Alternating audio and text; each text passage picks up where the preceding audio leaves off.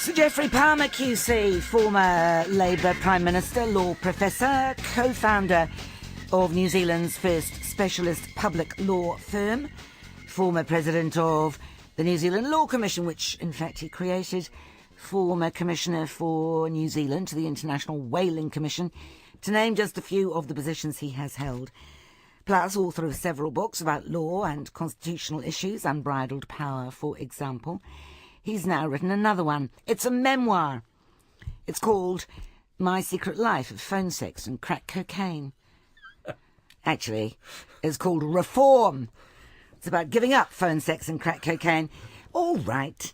It's about Sir Geoffrey's quite extraordinary career, in which law reform is a constant preoccupation. He is a self-confessed policy wonk, and he is with me, happily laughing.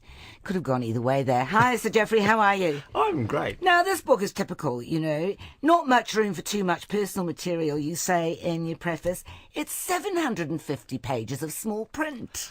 Oh, well, it could have been a lot longer. It could have been twice as long. Yeah, I bet it could. But I felt that I think one volume is enough for a memoir, and you need to compress it, and I think it's fairly tight.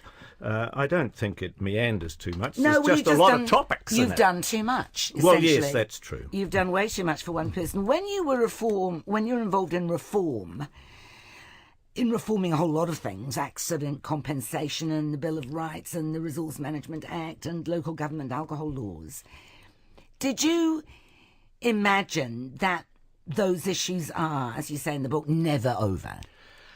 I came to understand that over time. When you start out as a reformer, you think, I'm going to make a terrific difference, I'm going to change things permanently. But you come to the conclusion in the end that this is an iterative process and it's never over. There are no final victories in policy any more than there are in politics, because everything is up for review all the time and things are changed all the time. And that is the one thing about government that is constant. It is a seething mass of constant change. Is that because society changes, or is it because government policy changes? Because it's not the same thing. No, it's not, but the difficulty is the causes of these changes are multifarious. Often people think that things need to be changed because something goes wrong. The media brings to attention some defect in public policy. Media. Yes, well, of course, but you can't work in a government without the media. No, because you'd like to, though, wouldn't you? No, I wouldn't. You said the coverage of politics in the media is absolutely terrible. The media itself is a constitutional problem in the New Zealand democracy. Yes, Geoffrey. it is, because it's become part of the entertainment industry and doesn't concentrate on substance, doesn't do analysis, doesn't have the money for investigative journalism, and treats politics as if it's a sport, which it isn't. Journalism is very close to your heart, of course, because your father was editor of the Nelson Evening Mail. That's right. You were brought up in a household where politics was spoken about. Your father would write the editorials. You heard his typewriter going in the background. You could have become a journalist. I could have. I nearly did. I was offered a job when I became a law clerk, which is a very low form of life indeed. I was offered a job by Les Very at the Press Association, which would have been very exciting and very good, and I almost took it because it was much better remunerated You than would have being been a law a sad clerk. loss to constitutional law.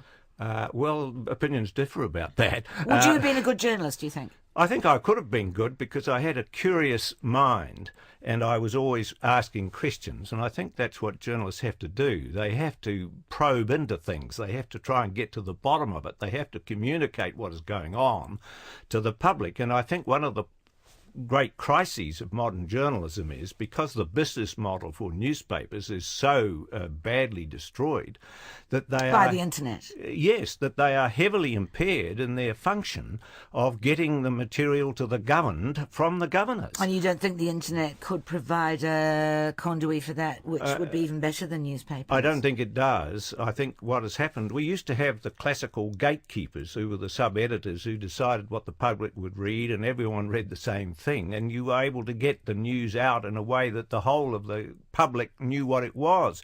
That model is now completely gone. Well, they only knew what it was because those gatekeepers told them what it was. Don't you find that rather confining? Well, no, because it seems to me that, as C.P. Scott once said, the facts are sacred, but comment is free. We've now got a blogosphere that is full of opinion and fine, and that's great. I don't have any difficulty about that. At the expense of facts. facts. It's isn't the it? communication of the facts. I mean, take the following. In colonial New Zealand, the courts were reported. Everything that was reported everything that happened in the courts was reported in the media. Everything that happened in the Parliament was reported. The speeches were reported. When I got into Parliament, they still reported your speeches. Now they don't report anything that goes on in Parliament unless there's some sort of sensational awful thing that happens, and then they'll report it. But they don't report what people say, and they don't report anymore everything that goes on in the courts. No. I mean, I used to work for the Nelson Evening Mail, and every single case that came before the court, we went back and we wrote up and it went in the paper. But times change, right? Didn't your father ever lament the state of journalism as he was editor of the Nelson Evening Mail? No, I don't think he did. I think he thought that it was fairly stable in those days. I think the Press Association's been a great loss to journalism because the Press Association carried objective reports of news. The difficulty with the media seems to me that they've forgotten what news is, or they've misunderstood it. It isn't about celebrity. I mean, this modern concentration on celebrity seems to me to be manifestly absurd and very damaging. I just think that in a democracy, the public have to know what is going on, and they have to be able to reach some sort of opinion about it based on facts that are reticulated to them. But this is chicken or egg, right? The public has to care about something in order to read it. If the perception is that the public cares about celebrity and salacious issues, then that's what they're going to get. Yes, but the difficulty with that is it'll destroy the institutions of representative democracy, because we have a situation here where you have to be able to understand what the government is doing and how it functions. And the two great obstacles we've got to that in New Zealand are apathy. There's a terrific amount of apathy about... But what causes that apathy? Well, I don't know. I think that the public have it too good. They live in a relatively well-governed country with a high standard of living, and they don't bother to think that the democracy belongs to them. And if they don't think that, they will in the end lose it. And coupled with the apathy, there's a sort of fundamental ignorance about how the government system works. In New Zealand, government is relatively simple. But it has some complexities, and the media tends these days to concentrate on personality and not on the policy. And the policies require analysis. Were you taught civics as a child at school? I think the absence of civics is the most serious thing. The first edition of Unbridled Power in 1979, I wrote it as a sort of exercise in civics. Here is how New Zealand is governed. Here is what is wrong with it. Here is how to fix it. And do you know that the great difficulty teaching at the university, when I got out of politics, I was teaching public law. The students who were our very good, excellently educated students didn't know the difference between a cabinet and a caucus. Now the problem is that... But at what point do you teach that? Well, that should be taught in about Standard 5, or whatever the equivalent these days is of that. You really have to teach people that there is a parliament, that it makes laws, that these laws have effect, that in a democracy you have some say about what should be in them. There are means of representation. You have an MP. The MP can do certain things for you. There are basic democratic tenets of how our governance works, which seem to be lost in a miasma of entertainment and trivia. You want New Zealand, well, you say New Zealand will inevitably, and I'm assuming that you want New Zealand to become a republic. I do. You want a 4-year term for government? I do. And you want a written constitution? I do. On those first two issues, a republic and a 4-year term, then, you're anticipating a public which is apathetic and ignorant, voting or not voting for that, as the case may be. In other words, is our democracy in such a powerless state that we can't be allowed to vote on that? Well, I think we have to involve the public in it. There is no way in which you can refurbish your democratic institutions unless the public are on side with that. That is the essence of the self-government idea that resides in Well, I don't know how you democracy. do that. I mean, you look at the turnout for the local body elections. Well, appalling. I mean, that is a whole other story. Local government is a serious problem in New Zealand because... You're so worried about everything. Yeah, Well, what I'm aren't not- you worried about, Geoffrey? Well, What's all right? there's a lot of good things. Tell about me it. something. Well, New Zealand is small. It is a responsive democracy. It's not responsive, apparently. Well, it's not responsive enough, and I think the governance institutions can be improved, but we don't throw the baby out with the bathwater. This is a country that is a successful country. It is relatively well governed. It has a well-educated population. They have many opportunities. We have been a successful nation, small as we are, and we ought to celebrate that fact, and that doesn't mean to say it can't be better. You've said that one of your driving forces throughout your career has been to try to make things better. And you say in your book, New Zealand could be so much better if there was a determination to be the best we could be. Yes. Do you accept that others disagree with what you would prescribe? Oh, without doubt. All right, so what would make us better?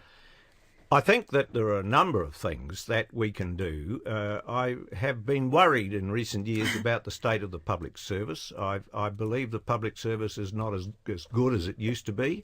I think the way in which it's organised needs attention. I think there should be a Royal Commission into the public service. My eyes are rolling. Well, I know, but eyes always roll because but some of the biggest changes that have ever occurred in New Zealand, and some of the best ones, have resulted from Royal Commission reports which are detached, objective, and which go into analytical depth about what ought to be done.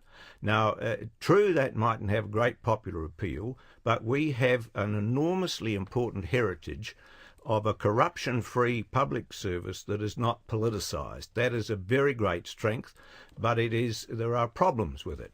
We seem to have lost the tradition of free and frank advice. The advice that goes up is often these days just the advice the ministers want and not what the departmental officials believe the options are. How's that come to pass? Well, it's come to pass over the last 10 or 15 years, actually, and it's come to pass, I think, because ministers on the whole, of whatever political stripe they are, don't like to see advice that they don't agree with, and they don't want it aired, and they don't want it to have publicity. And the Official Information Act ensures that in the end that advice will get out. So when have ministers or politicians ever been happy with those things? Well, they never have been happy with them, but the truth of the matter is that for many, many years the public service has provided free and frank advice without indications of without worry about what the political implications are.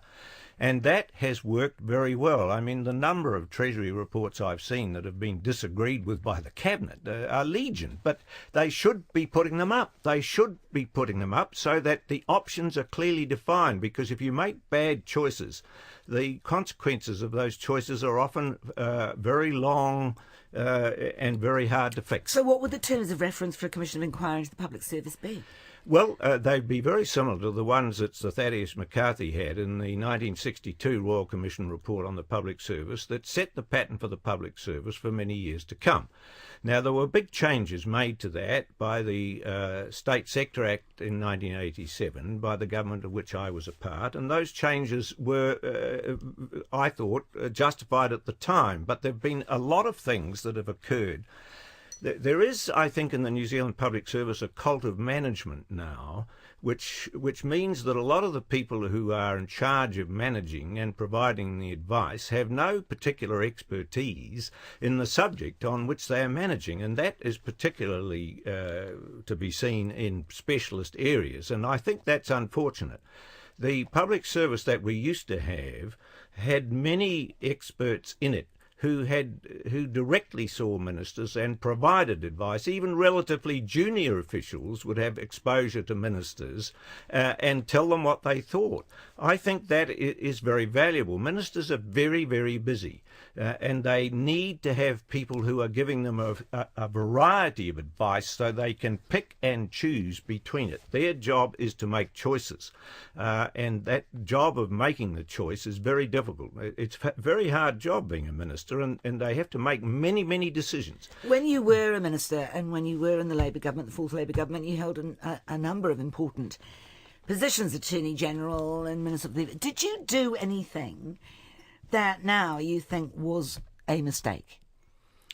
Well, I've no doubt that I made mistakes. Everyone makes them, and the myriad of decisions one makes it's very interesting in cabinet government, because in cabinet government... Don't avoid my question. No, I'm not, now. but I can't think of a particular Well, I didn't mistake. think you could, because it's very hard, isn't it, to think back and say, well, that was wrong. What you say is, at the time it seemed right.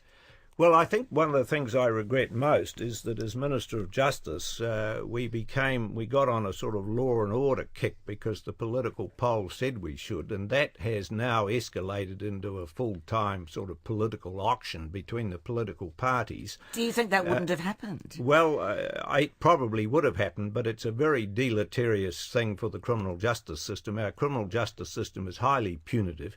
It is extremely unsuccessful in reforming people.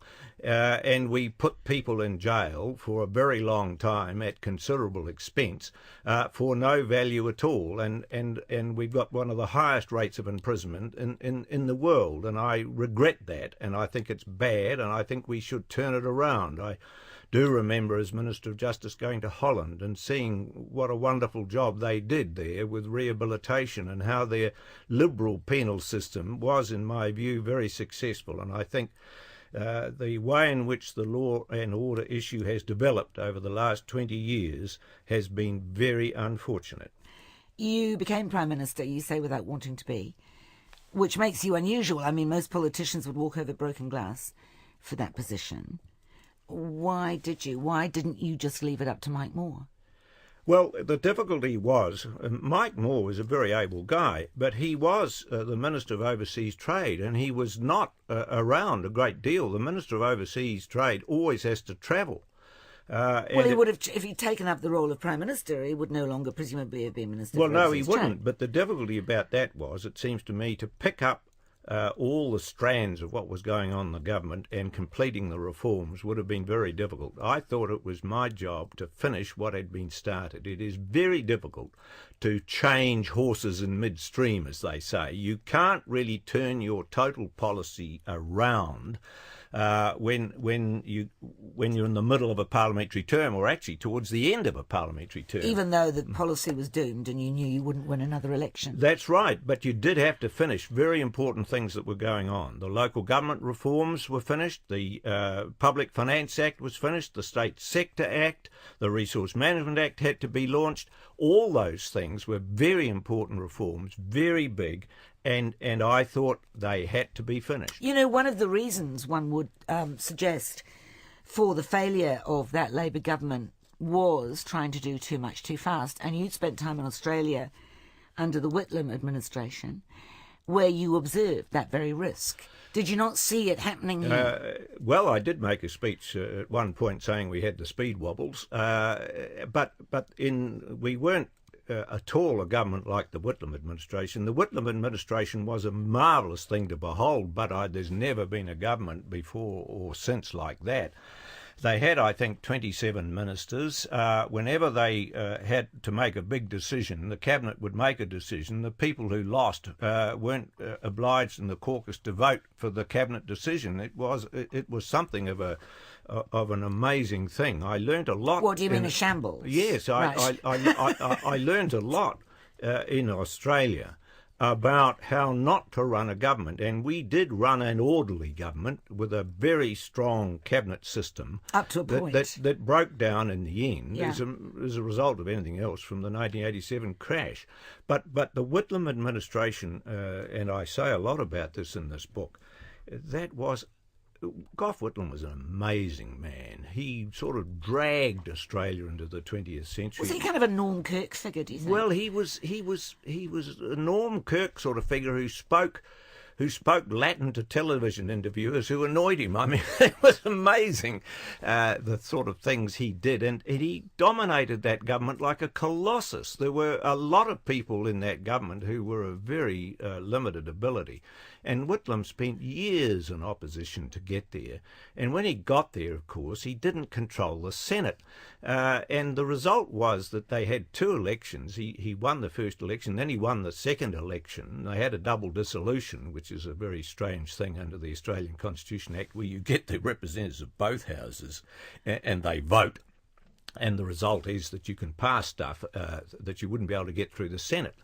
Well, of course, I was in Australia as an advisor the day the Whitlam administration fell, and I sort of felt the absolute turmoil that can happen when a Governor-General dismisses an elected Prime Minister and installs the Leader of the Opposition simply because the Senate won't pass supply. Now, I think probably the Senate would have passed supply had it been left a little longer. So the Governor-General was wrong? Well, I think the Governor-General was completely wrong, and when one looks at all the places that he got advice, it was quite extraordinary. We had a law teachers' conference in New Zealand shortly after that, and the Australians were just locked in bitter argument about it. You never want to have a constitutional crisis of that sort. It was awful. And Australia has still not recovered from it. I remember very well when I was the Attorney General chairing a law conference in Christchurch, a meeting, and Sir John Kerr came and they were going to put him on the panel. And I said, well, look, I can't serve on this panel because I'm the Deputy Prime Minister of a fraternal Labor government and the Australians won't allow this. I won't. If he appears, I won't. You mean it would have caused a diplomatic incident? Yes, it would have. It would have. And this bit so deeply into the Australian political psyche that the stains of it are still not entirely gone. Talking about diplomatic incidents, one of the things that you presided over, dealt with very closely, was the Rainbow Warrior affair. The French sent agents over to bomb Rainbow Warrior, and you had some, I'm imagining, anguished negotiations with the French, trying to decide what to do with these people. Those negotiations were very fraught. They started in New York when I met the French Foreign Minister, Dr. Dumas, he, although had a PhD from the London School of Economics, insisted on speaking in French. That didn't help, but nevertheless... in order to thwart you? Well, no, we did get the negotiations underway. Were you angry? No, I wasn't angry. Why were you not angry? I remember talking to you after the deal was done. It wasn't a particularly pleasant interview for either of us, I don't think, because I could not understand why you weren't furious with the French. And I understand that at the time it wouldn't have been diplomatic to express that, but you were never angry? No, I mean, we were all shocked beyond belief that what amounted to an act of war. Terrorism. It was to bomb Auckland Harbour. It was a dreadful thing. But international disputes have to be solved, and it was not in New Zealand's interest for that dispute to continue. That doesn't mean you couldn't have been angry. Well, I know, but being angry doesn't have any utility. It doesn't get you anywhere. It might make you feel better, but not much.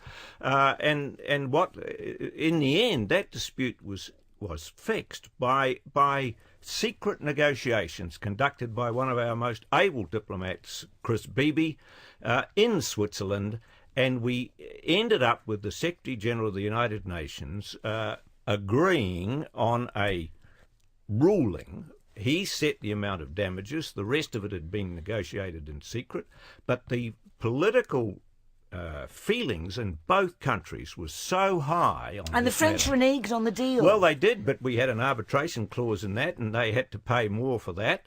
The French political situation was unbelievable. Until Monsieur Rocard became Prime Minister, that dispute was unmanageable, and he was the one who finally was able to put it to bed and fix it, and we were very grateful for that. And actually the outcome, although that dispute lasted a very long time, the New Zealand position was vindicated.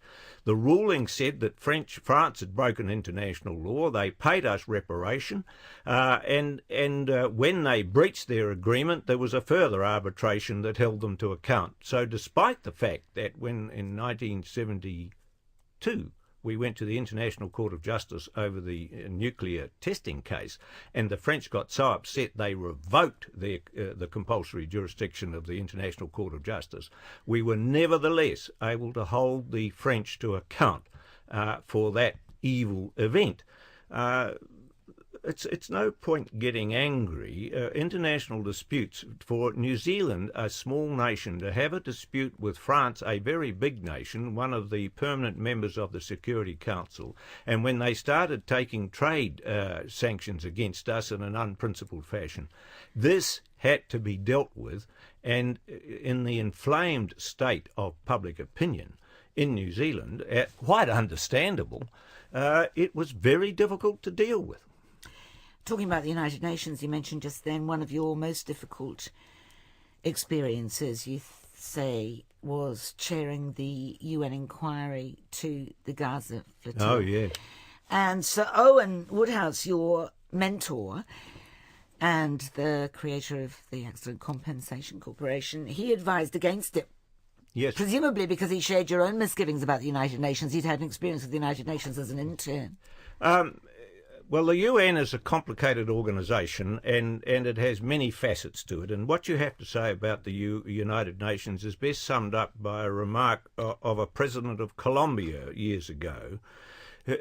And he said that the United Nations is a comedy to prevent a tragedy. And in many ways, that's right. It's very easy to criticise the United Nations, but the United Nations is the best thing the world has got to promote international peace and security. And New Zealand is now engaged in endeavouring to secure a seat on the Security Council so it can contribute to that. I think that's a good thing. Do you? Think it's an enormous amount of effort. Really, what difference can we make? Well, we can make some difference because we do, as they often say in the world of diplomacy, punch above our weight, and we do not have very much baggage in many parts of the world. The reason why I was chosen to do that inquiry in the Middle East was that we are a long way from it. I'd never uttered a sentence in my entire public life about the crisis that they have in the Middle East, and so I didn't have a record on it. The result of that is, of course... I'm sure there were other reasons for choosing you other than you were a carte blanche or a blank sheet. Well, no, but I mean, if you had a long record on it, you couldn't be objective. And I think that UN inquiries are quite good at promoting accountability of nations. It puts the nations under pressure. They have to explain themselves. A report is written which says what happened. And the result of all that seems to me to be that you have a situation where there is greater accountability of nations now through the International Criminal Court and through other institutions, so that the international humanitarian law and war crimes can't be committed in the way that they used to be. There will be the possibility of retribution, and that is a good thing. Somebody has texted to say, I think you're wrong. The reason people are fed up with politics is that they feel it doesn't matter what we say, it will be done their way. Do you think that that's a valid argument? Well, I think a lot of people think that, and I think that's really Despite MMP, I mean, proportional yes, I know. representation. MMP has changed the system, the biggest change in a century for New Zealand Constitution. Are you happy with the way it's working? Well, I think it's been gamed a bit, and I don't like that. Gamed? Gamed by the idea that you'll sort of somehow not stand someone in a seat so you can get some more members in who will support your side. I don't like that aspect of it. But it was inevitable, right? Well, I'm not sure that it was inevitable. And indeed, I think that the changes that were recommended by the Electoral Commission to MMP should have been made, except that I would keep the level at 5%, because I found out when I was dealing with Israel and the Middle East, where they have a threshold of 1.5%, that you end up in the situation there where sometimes a very small party can hold the government hostage, and that's not at all a desirable thing. But the MMP in New Zealand has been very good because it has broken what I called unbridled power. It means that the executive cannot get its own way automatically. It has to find support beyond its own ranks for getting a policy through the Parliament. And that, I think, is a check and a balance which I am in favour of. You're writing a new edition of Unbridled Power with your son Matthew. I am. I take it that it's not sufficiently bridled yet for you not to write No, another it edition. isn't. Well, actually, we're changing the name. Are you? We're going to call it Public Power, and we're taking it away from the Oxford University Press because they've moved to Australia, and we don't quite like the way the book is produced, and so we're giving it to Fergus Barrowman at the Victoria University Press, who produces beautiful books and is a wonderful publisher, and I wish to salute him. Beautiful books such as your very own memoir just published. Yes, I love the way he's done it. Well, yeah, it's immaculately produced, it is. One question is Raymond Richards wrote Palmer, the parliamentary Yes. years. You have no issue with that. That's not No. prompted you to want to tell your No. I thought Ray's book, it was a scholarly book. It took Of course, him, your book goes way beyond the parliamentary years, which Yes, is it does, a it tiny does. part of your career. That's right. And most of this book is not about politics. No. It's about other things that I've done, and it's about my great-grandfather, who I found out extraordinary things about. Very interesting chap. How How many children? 12. Yeah. And he ran a pub. He ran a pub, he grew hops, he bought land, he was the postmaster, he was the storekeeper, and he was a congenital litigant. Yeah, why was that, do you think? Well, Most people were then, were they? Well, the funny thing about colonial New Zealand was the courts were everywhere. Yeah. And it was the principal instrument of governance. I mean, the amazing thing, he was in court very frequently, and papers passed is a wonderful thing in New Zealand, and I only wish that papers passed would be extended to the newspapers further beyond the point that it's got now, because you can research through papers passed the most intricate detail about all sorts of people all over New Zealand, and it is a wonderful thing that has been done, making that available so New Zealand can understand its own history. It reminds me of the Luminaries, because the Luminaries is set in Hokitika, Eleanor Catton's and novel, you which could is find wonderful, out yes. what the papers of that day can be found and read, and the authentic aura of colonial New Zealand can be reproduced that way. Did you love the Luminaries? I did love the Yes. Luminaries. It took me all of Labour Weekend to read it, but it is a wonderful accomplishment. All of Labour Weekend. It's only about It's 3 days. 5 million pages long. Are you a very quick reader? It must be, I suppose. I am a quick reader. Were you delighted, happy to hear it's won the Booker? I mean, I was absolutely delighted. in your heart. In my heart, Yes. I was delighted, because New Zealand doesn't always get recognised for its contribution to the intellectual side of things. That novel is a highly intellectual and accomplished piece of work. It is sophisticated and demanding. And that fact that you can win a prize like that and not dumb something down is I think, to be encouraged. And I think it says something about how New Zealand as a small nation can accomplish things in the wider world that are quite important, and I think that was a landmark accomplishment. I was in India when that was announced, and we were on the front page of the Times of India. I was so happy. Yes. You're a poet, Geoffrey. I never knew that. No, well, I've written quite a few poems over the years, and I was a bit nervous about publishing any of them in this book, and I talked to Fergus Barrowman, the publisher, and he publishes a lot of poetry, and he said he thought some of it should be published, so I put some in. And the book editor, who's a very accomplished person to whom I owe a great debt in this book, Dr. Ginny Sullivan, who lives in Greytown, she said, "Oh, well, show me the rest of them." So I showed her the rest of them. So she put more of them in, but I took quite a few of them out because I thought that, after all, it was a bit of a distraction. Did you? But nevertheless, I'm going to ask you to read one. This one's called A Dog Barks in Buenos Aires. You wrote these outside New Zealand. Most of them I did.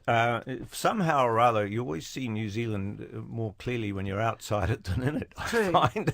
I mean, the essence of what's good about it comes very strongly into your mind when you're not here.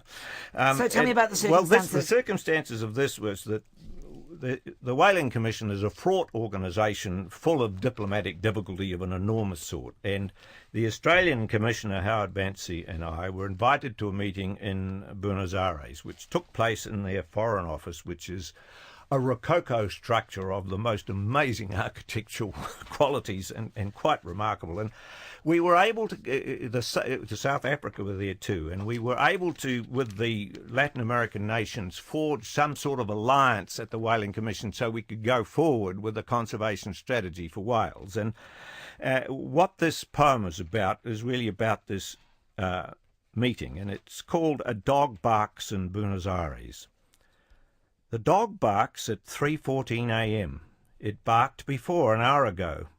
A sound so incredibly deep, repeated and penetrating. It makes me wonder of what this dog is warning. 11 hours flying from Auckland has left me jet-lagged. They took us to a tango show tonight, a stunning combination of movement and music, so elegant and haunting, so sensual and sad. It was no encouragement to sleep. I came to Argentina to help save the whales. The Latin Americans are their staunch and passionate friends. At the Palacio San Martin, amid the glittering gold leaf of a vanished aristocratic opulence, we hatched a Latin and Southern strategy. We want the northern whaling nations to listen. Whales are worth more alive than dead. The dog in Buenos Aires is barking for the whales. Sir Geoffrey Palmer. I see a whole new career opening up now.